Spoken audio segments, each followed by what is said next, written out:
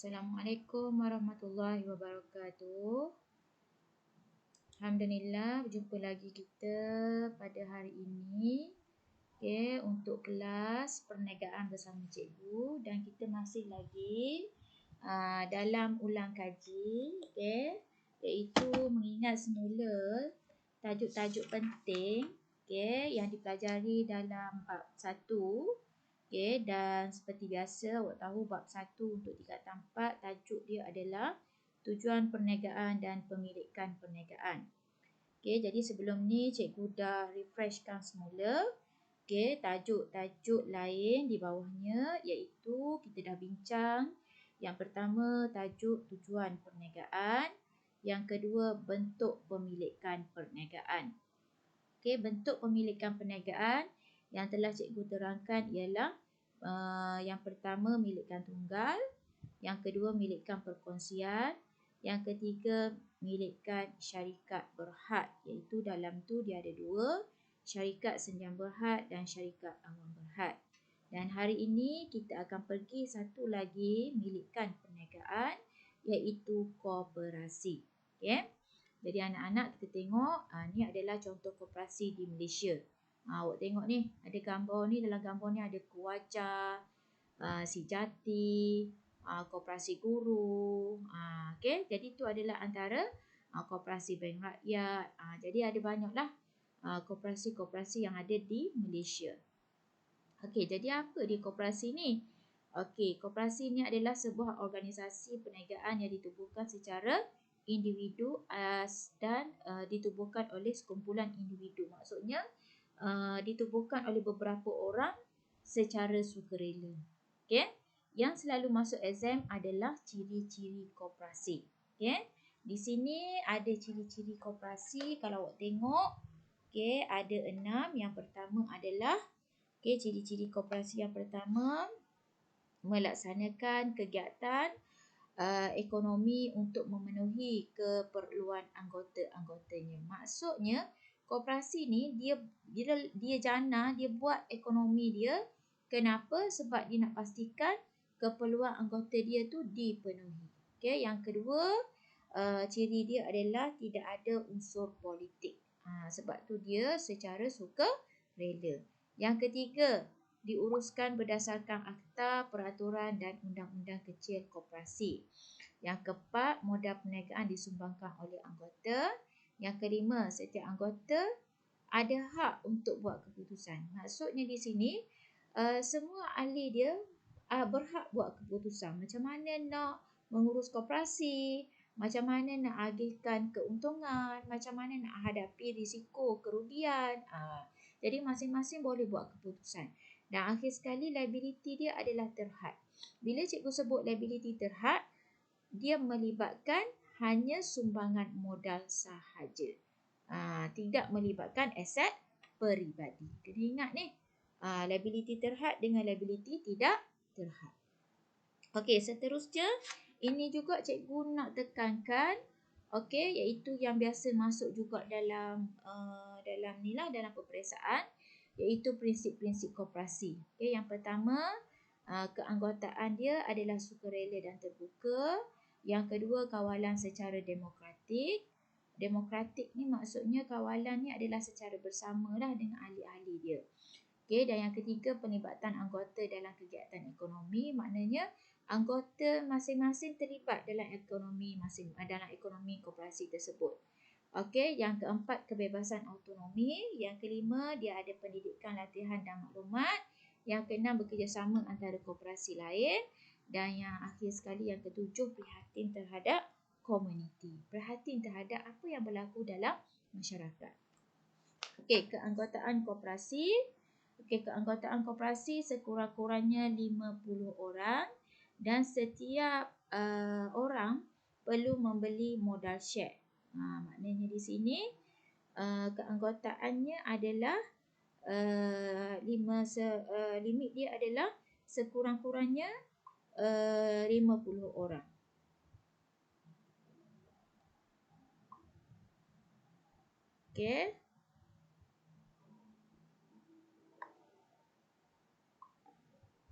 Okey, dan semua orang dalam tu perlu membeli modal share. Maksudnya semua orang dalam tu, ahli dia perlu membeli share untuk sebagai modal. Okey. Dan hak anggota dia, apa hak-hak sebagai ahli koperasi?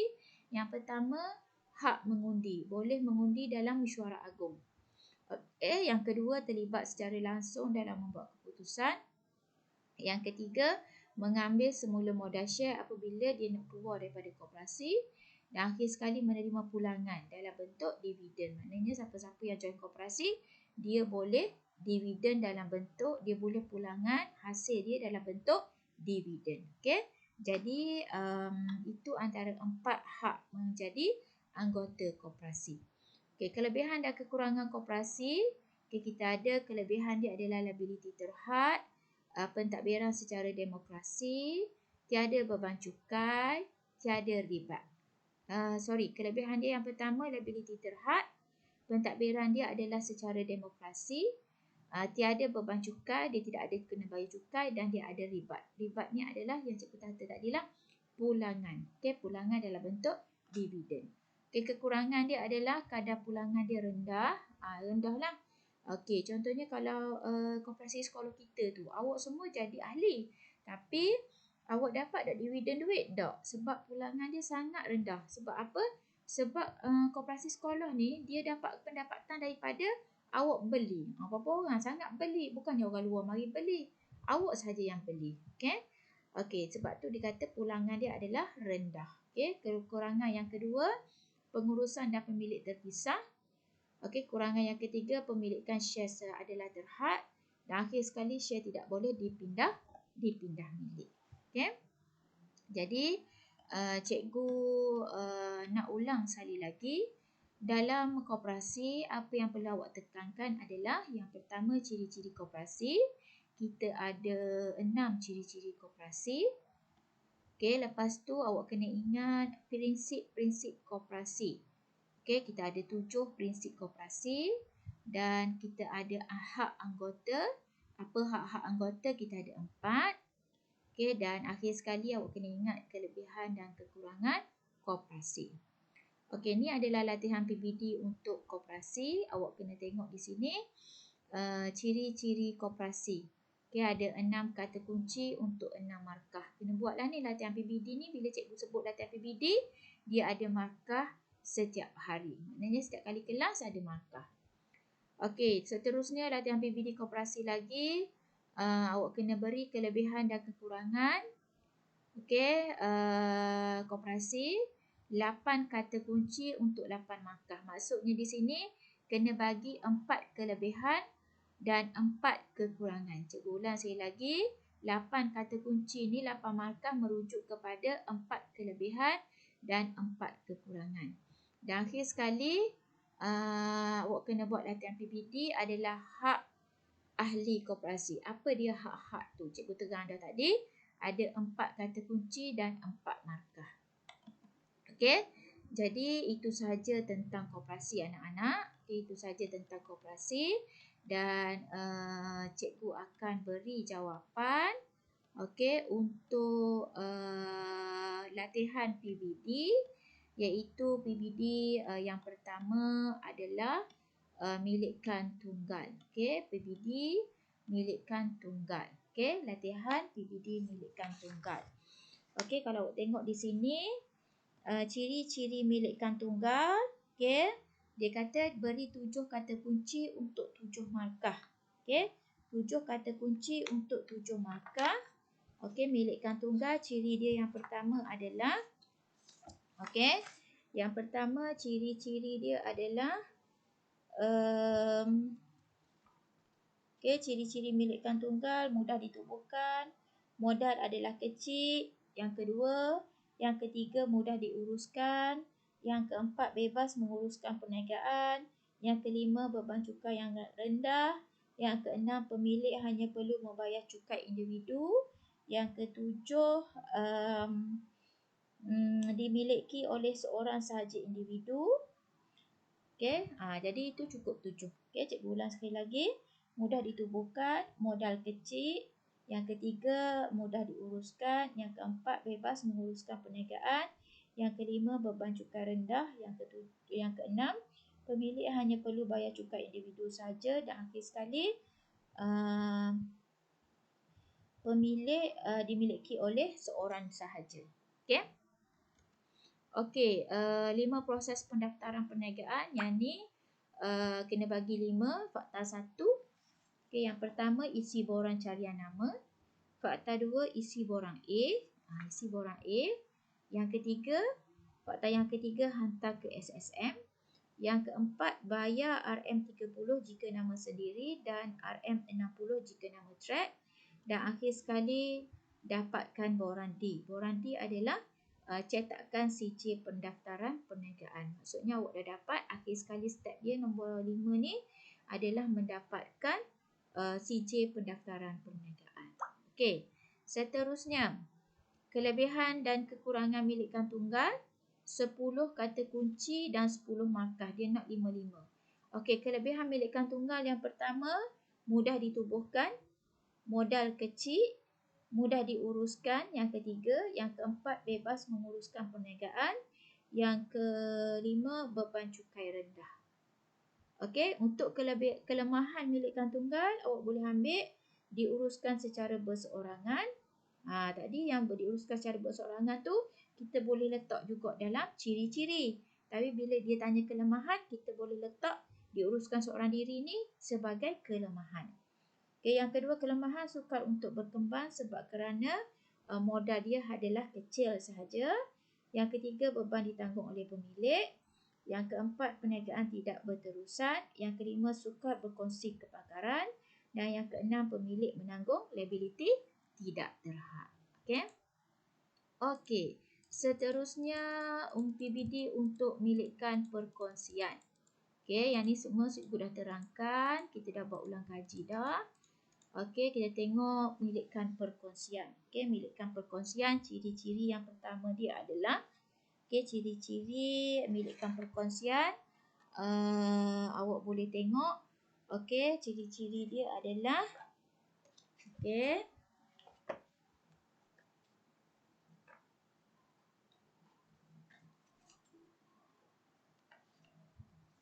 ciri-ciri pertama milikkan perkongsian ialah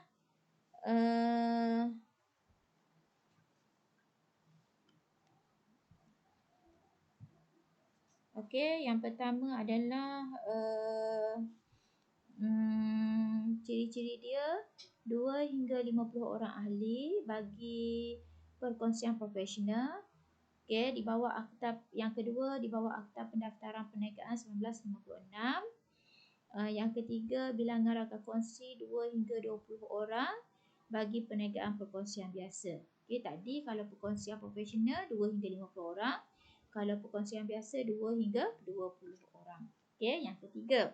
Okey, yang keempat, modal lebih besar. Yang kelima, mudah ditubuhkan. Yang keenam, berkongsi kepakaran. Yang ketujuh, berkongsi keuntungan. Okey. Okey, jadi itu adalah 7 ciri-ciri milikkan perkongsian. Okey, jenis-jenis rakan kongsi kita nak 5 di situ. Okey, jenis rakan kongsi yang pertama adalah rakan kongsi berhad, iaitu rakan kongsi berhad ni kita tahu dia tidak ada kuasa mengurus. Okey, dibenarkan untuk memeriksa rekod dan akaun perniagaan dan liability dia adalah terhad. Ni.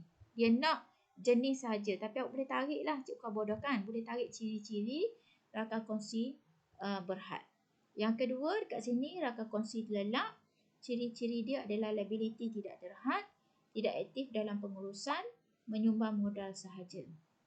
Yang ketiga, rakan kongsi biasa, ciri-ciri dia adalah liability tidak terhad, berhak menguruskan perniagaan.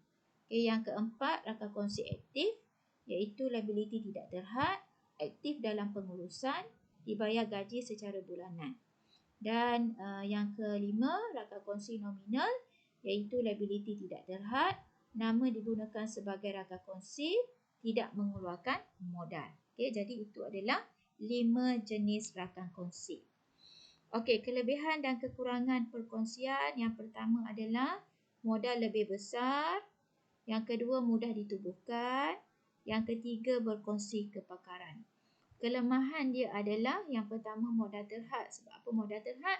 Sebab kalau kita ada rakan kongsi dua orang tu je cuma modal. Okay? Yang kedua, perniagaan tidak berterusan. Maksudnya, jika rakan kongsi meninggal atau muflis dan atau berlaku perselisihan faham, maka perniagaan itu akan terbubar. Dan akhir sekali, liability tidak terhad. Aset peribadi akan diambil untuk menjelaskan perniagaan. Maknanya kalau tidak terhad, cikgu bukan bodoh, aset peribadi, aset syarikat akan diambil untuk membayar hutang. Okey. Okey, seterusnya PLT. Okey, untuk PLT kita tengok soalan dia adalah ciri-ciri PLT. Okey, ciri-ciri PLT. Okey, ciri-ciri PLT yang pertama awak boleh buat ada 3 ya ciri-ciri PLT. Okey, ciri-ciri yang pertama adalah okey, entiti berasingan. Dalam kotak kecil ni buat entiti berasingan. Kotak besar huraian dia adalah pemilik dan perniagaan dua pihak yang berbeza. Okey, maknanya boleh ada hak untuk menyaman, didakwa dan melupuskan harta. Okey, yang kedua, kotak yang kecil ni liability terhad. Okey, kotak besar huraian dia adalah semua rakan kongsi ada hak untuk mempunyai tanggungan terhad setakat modal yang dilaburkan sahaja. Okey, yang ketiga, jangka hayat berterusan. Okey, yang kat sini. Okey, huraian dia adalah setiap perubahan yang berlaku tidak menjejaskan kewujudan atau hak liability PLT. Maknanya di sini boleh diteruskan jika salah seorang rakan kongsi meninggal dunia. Maknanya PLT ni dia bukan macam perkongsian lah. Dia adalah berterusan. Okey, berterusan. Okey, jadi itu saja anak-anak untuk kelas hari ini. Okey, nanti cikgu akan bagi lagi ulang kaji untuk bab 1. Okey, terima kasih anak-anak. Cikgu doakan anak-anak menjadi anak yang cemerlang dunia akhirat, menjadi anak yang soleh dan solehah, mendapat straight A, SPM dan mendapat A+ subjek perniagaan. Assalamualaikum warahmatullahi wabarakatuh. Terima kasih anak.